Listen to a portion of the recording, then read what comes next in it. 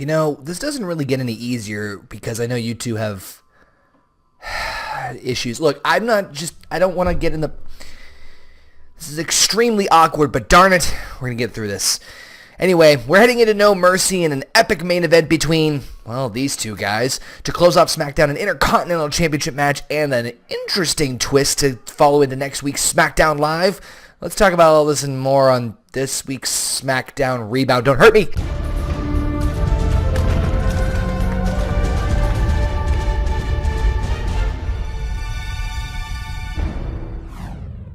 Hello, everybody. My name is Connor, a.k.a. Oh, what a Smackdown this week. KayFabe, and welcome back, ladies and gentlemen, to the OneWrestling.com and, of course, the OneWrestling.com video YouTube channel for another fantastic edition of the Smackdown ReBound. Of course, your host, yours truly, Connor, a.k.a. OKayFabe, your official OneWrestling.com video, Smackdown video correspondent. These titles, man, I swear, like the business cards are going to be like parchment papers that's just going to roll on for miles. Gotta work on that. Anyway, I am the man, the myth, the legend, the icon, and the face that runs the What's that? I am told I cannot use that phrase, because of the apparent budget we have here at OneWrestling.com. We cannot use that phrase, so I'm just gonna say man, myth, legend, icon, or just, OKayFabe, whatever you guys want to call me. Thank you guys again for tuning in. Appreciate the continued love and support here on OneWrestling.com and the OneWrestling.com video YouTube channel. If you guys are new to the channel, hit that subscribe and like button. Make sure you share it to the world, of course. Don't forget, we always like to hear what you guys have to say, so make sure you leave your thoughts about this week's SmackDown Live down in the comment section. And again, hit us up on the various Twitter, Facebook, all the social media in the entire OneWrestling.com family, including myself, Big Slam Nation, Big Ray, Bill Apter, of course. All the links down in the description box below as well. This week's SmackDown is coming off of the heels, of course, of Monday Night Raw, where basically they are hyping up Clash of Champions. So SmackDown had a rough start because, hey, Raw's trying to kick butt heading into their big first Raw brand pay-per-view, but No Mercy is only 3 weeks away, folks. It's actually kind of caught me off guard at how quickly the next SmackDown exclusive-only pay-per-view, and it's going to be anything like Backlash, it's shaping up to be quite a show. We actually kick things off with the SmackDown Women's Division, where we have a contract signing between Becky Lynch and Alexa Bliss for the match at No Mercy for the SmackDown Women's Championship. Because contract signings never, ever go wrong. Don't boo that. Don't boo that. We see Daniel Bryan trying to keep things civil, and I see probably some of the best promo work between Alexa Bliss and Becky Lynch, and more so Becky Lynch in this case. Between the two, as of course they hype up, and of course Alexa Bliss flips the table on Becky to end the entire segment, but not before Becky gets her shot in. Anyway, again, hyping up the fact that at No Mercy we will see Alexa Bliss versus Becky Lynch for the SmackDown Women's Championship. I think this honestly is going to be an absolute showstopper, to be honest with you, but as we see for the rest of the card, it's going to be hard to top. Backlash, I thought, was one of the best pay-per-views of the entire year, to be completely honest with you. Let's see if No Mercy can kick it up a notch. Speaking of kicking up a notch, we got the Usos against American Alpha, with the winners facing Heath Slater and Rhino at No Mercy for the SmackDown Tag Team Championships. Kind of surprised on a lot of levels, to be completely honest with you on this one, folks. Mainly the fact that they're doing this matchup so quick, because we saw so much tension and storyline build between Usos and American Alpha. I honestly thought we would see them just fighting at No Mercy in a regular standoff storyline rivalry or feud, rather than this kind of, I don't want to say quick one-off matchup, because I feel like, especially after the way this matchup was finished, we'll see more of this rivalry continue forward, and honestly, I cannot wait. Epic tag team match to start things off on SmackDown Live this week. I was a big fan of it. Again, working on that injured knee of Chad Gable. Great psychology, great emotion. I also like the fact that Jason Jordan, during the matchup, refused to tag in Gable because he was still showing signs that he was hurt, which I thought was very interesting. Usos looked like $1 million and end up ultimately isolating Jason Jordan to get the pinfall victory. So once again, they will be facing Heath Slater and Rhino. Cheese whiz it all! At No Mercy for the SmackDown Tag Titles. I love the match. It was just kind of caught off guard that they did it kind of out of the blue. Get it? Because it's the SmackDown's blue. It's great. Moving on. Apollo Crews takes on Baron Corbin once again. I was kind of a little worried and upset about this one because I feel like we've seen this matchup a couple of times too many, and not that they can't put on good matches, but of course it made me clear as day as why they're doing this matchup one more time, because not only because of the epic rush that we got last week on SmackDown, but also because of the fact that Jack Swagger was at commentary. We see Baron Corbin going over against Apollo Crews, with Jack Swagger and Corbin having some sort of a confrontation following the matchup, which I'm all for. I'm very happy to see Jack Swagger, as I said last week on the Smackdown ReBound. I'm very happy to see Jack Swagger on the show and seeing where this is going to go with Baron Corbin. I think if you can really keep this interest going, have their match at No Mercy, maybe even possibly a rematch at Survivor Series, I'm all for it. I really hope they utilize Jack Swagger very well. I'm a huge fan of the all-American, American.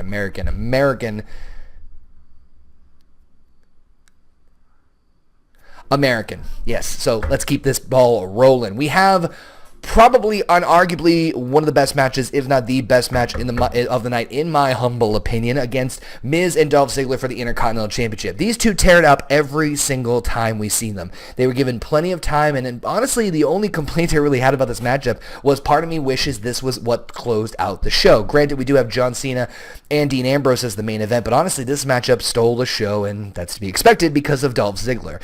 What I really also enjoyed, too, was the fact that Maurice tried to use the hairspray again, but ultimately, with Miz getting, with Maurice getting thrown out, Miz ultimately had to sneak away the hairspray after throwing the Intercontinental Championship out for the referee to get out of the ring, allowing him to use it, hitting the skull-crushing finale to get the win.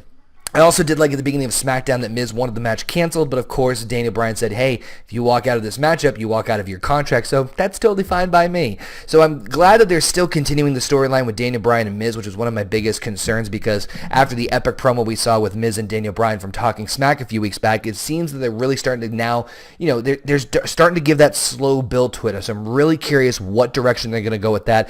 Really interesting stuff, of course, Miz mocking Daniel Bryan, the whole thing. My big concern is, of course, what's going to happen to the show-off Dolph Ziggler. Maybe down the road see some feud with the other mid-carders that are coming across, like Baron Corbin, Apollo Crews, maybe even Kalisto and others we haven't fully seen yet on the show. Randy Orton continuing to fight the Eater of Worlds, Bray Wyatt, against Eric Rowan, his henchman, lackey, I don't know, but I get a little creeped out. I'm not gonna lie with you guys. Get a little creeped out at Eric Rowan's masks, because I feel like they just, something different adds to them, and I don't know if he does that on purpose or just, I don't ask questions. Randy Orton with a quick victory over Eric Rowan. Very solid match, of course. Bray Wyatt once again taunting the Viper, saying that he is a god and that they are not finished with business. Chances are we'll probably see them penciled in once again for No Mercy, and I really can't wait to see how that one goes. Viper and Wyatt, like I mentioned previous time, I'm a big fan of it. I'm disappointed we didn't see that at Backlash, but maybe we might see it at No Mercy. A quick matchup that actually never took place was Natalya and Carmella against Nikki and Naomi. I shouldn't say it didn't take place, but the match was thrown out rather quickly as Carmella quickly focused on Nikki Bella, and the referee threw the match away, Naomi coming to her defense. Kind of a quick little one-off. I think they're more planting the seeds for a Naomi-Natalya feud, but more so obviously continuing the feud between Nikki Bella and Carmella. Very curious to see what direction that goes, especially now that we have kind of a one-on-one situation for the SmackDown Women's Championship.